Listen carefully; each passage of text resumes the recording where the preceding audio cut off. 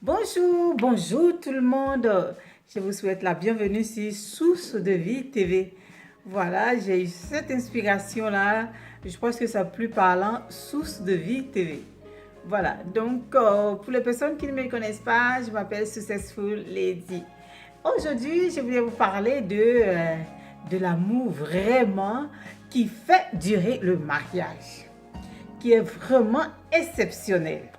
Bon, asseyez-vous et écoutez ceci. Si c'est la première fois, abonnez-vous, activez la cloche de notification pour être au courant de toutes nos vidéos qui se partagent sur cette chaîne.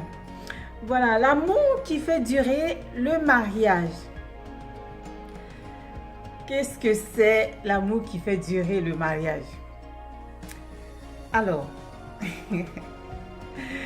c'est vraiment merveilleux cet amour-là qui nous embrasse, qui nous accepte, qui fait du bien à l'un et à l'autre. Donc, je vais vous donner quatre points qui va nous aider. La patience, l'honnêteté, l'intérêt de l'autre et le pardon. Voilà. Donc, l'amour qui fait durer le mariage, ce n'est pas un sentiment, mais une décision ferme. Une décision ferme.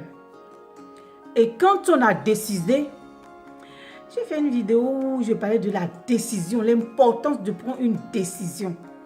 Et de prendre une décision ferme. Quel que soit ce qui arrive, on garde sa décision. J'ai décidé, moi, de donner ma vie à Christ. Il n'y a rien qui peut m'empêcher de suivre mon Dieu. De confesser qu'il est mon Seigneur. Il n'y a rien en fait, il n'y a rien. Il n'y a rien. C'est ça. De prendre une décision ferme. C'est ça l'amour. Cet amour-là qui fait que même quand on n'est pas content de l'autre, voilà, on cherche des solutions et puis on est là. Voilà. Donc en premier, nous allons voir la patience. La patience te pousse vraiment à parler avec sagesse quand tu n'es pas content de l'autre. Et la patience va faire que tu vas commencer à prier pour l'autre, pour son bien-être, pour que les choses changent. La patience fait que, quel que soit ce que l'autre fait, tu gardes patience. C'est vrai que tout ce qu'il va faire ne va pas toujours te plaire, mais la patience va faire que tu regardes ça, tu attends le changement. Tu ne vas pas l'obliger en fait, tu ne vas pas l'obliger à faire les choses. Parce que c'est comme ça, c'est comme si tu es en train de le forcer. Alors que nous ne pouvons pas forcer quelqu'un à changer. Ça, on ne peut pas forcer quelqu'un à changer. C'est par la patience, petit à petit, que les choses arrivent. Oui. C'est comme ça, quand on porte un bébé dans le ventre pendant 9 mois, c'est avec la patience qu'on attend pendant 9 mois. Des fois, on n'en peut plus, mais on est obligé d'attendre jusqu'à la fin. Oui, on patiente. J'aime bien quand tu vas le patient. Oui, ben oui, quand on est malade, on ne peut pas faire autrement que d'attendre le temps de se soigner, d'attendre le temps qu'on guérisse. Donc, la patience est vraiment très, très importante dans le couple. La deuxième chose, c'est l'honnêteté. L'honnêteté va te pousser à dire toute la vérité, vraiment toute la vérité sur toi-même, toute la vérité, ce qui fait que, voilà, l'autre peut croire en toi. Ou bien l'honnêteté va te pousser à vraiment dire la vérité sur tout, sur toi, sur ce que tu as fait quand l'autre n'était pas avec toi. C'est vraiment important. Surtout l'honnêteté de dire vraiment les choses sur les finances, surtout dans les finances. ce que tu reçois, d'être honnête avec ta femme ou bien ton mari.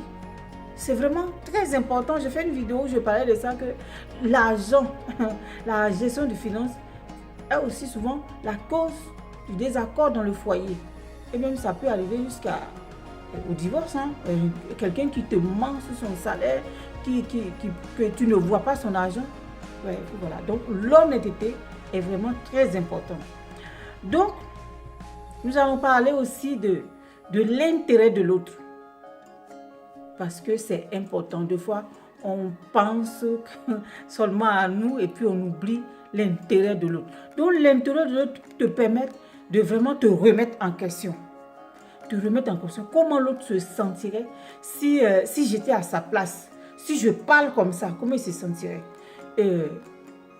Chercher le bien de l'autre te permet d'être bien toi-même. Et ça te pousse aussi à chercher l'intérêt commun et rendre grâce à Dieu sans attendre quelque chose en retour. Oui. C'est ça l'intérêt de l'autre. Tu fais les choses pour vraiment faire plaisir à l'autre. Pour lui faire plaisir. La parole de Dieu nous dit que la femme du Proverbe 31, vraiment, elle fait du bien à son mari.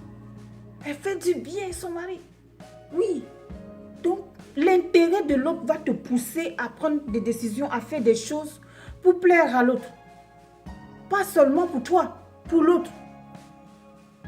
Aimez-vous les uns les autres, c'est ça. Hein? Donc, l'intérêt de l'autre va te pousser à poser des actes, à faire des choses pour faire plaisir à l'autre. Pas seulement toi-même dans ton intérêt, mais pour l'intérêt de l'autre. Voilà. Et il y a aussi vraiment le pardon. Le pardon. Le pardon va te pousser vraiment à ne pas soupçonner le mal. J'aime ça. Ah oui, le pardon va te pousser à ne pas soupçonner le mal. Parce que si tu es quelqu'un qui pardonne, tu ne vas pas toujours chercher les choses qui font fâcher, en fait. Les choses qui, voilà. Tu vas toujours regarder le bon côté des choses.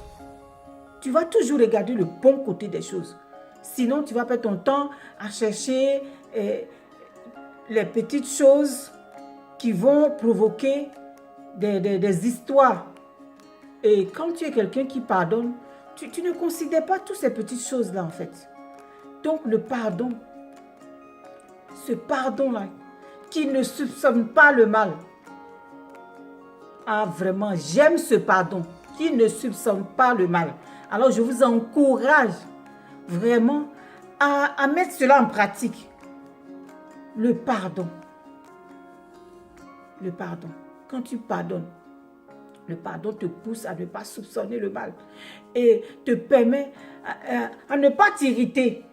À ne pas t'irriter contre l'autre, mais de voir en lui ton idéal.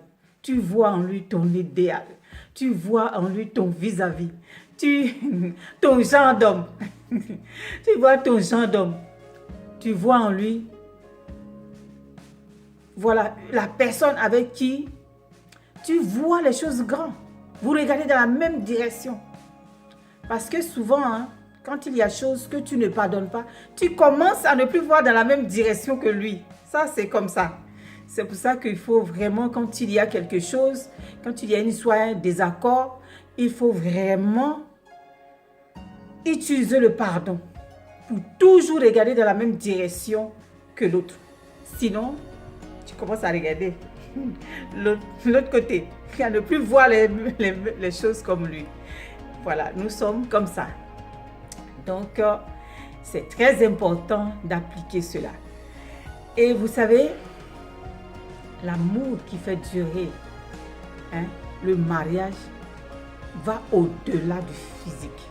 L'amour qui fait durer le mariage va au-delà des émotions. C'est au-delà des sentiments. C'est au-delà. C'est une décision ferme pour aller jusqu'au bout en appliquant cet amour-là. Oui. L'exemple de l'amour agapé. Oui. Dans la parole de Dieu, vous trouverez cela dans 1 Corinthiens 13. Ah!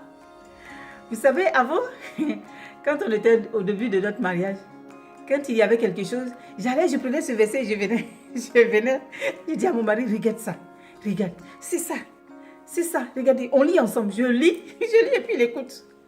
Je dis voilà, c'est cet amour-là, c'est sur ça qu'on doit baser notre amour, pas l'amour, voilà comme on dit, hein, dans le coup de foudre. Non, ça diminue et après, on ne voit plus ça. Hein. Donc, c'est cet amour-là qui nous fait durer, qui peut faire qu'on va jusqu'au bout. que la mort nous sépare. Oui.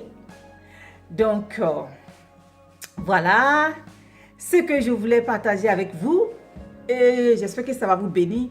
Franchement, c'est vraiment très, très important de vraiment pratiquer cet amour-là dans le couple. Donc, que Dieu vous bénisse. Et puis, j'espère que vous allez mettre cela en pratique pour ne pas voir tous les petits défauts de l'autre. Parce qu'avec cet amour-là, on ne voit plus les défauts de l'autre. Parce que nous, on en a. Tout le monde en a. On ne peut pas être parfait. Donc, voilà. Que Dieu vous bénisse. C'était votre servante Successful Lady.